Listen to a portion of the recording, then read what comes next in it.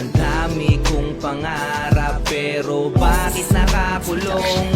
Kagagising sa umaga, lagi kong hinihintay ang pagbukas ng malaking pintuan ng mga bantay. Inaasam na sana isa kayo sa mga dalaw, matyagang naghihintay hanggang sa paglubog ng araw. Ngunit nang binalik ng mga posas, nasayang lang ang paghihintay ko ng ilang oras. Di ko na alam kung ano ang gagawin. May balak pa ba na kayo ako'y kamustahin? Nanilimos ng lambing sa malamig na dingding, kasama mga kosa ko na simpayat ng tingting. Hinihiling na sana balang araw ay dumating na maabswelto na ang kaso naming nakabinbin. Isang araw nakakutob ng di maganda, isang dalawang nagtapatilan natataranta. Anak ko daw na babae na tagpo ang bulagta, hinihinala na hindi sinasadyang mabangga.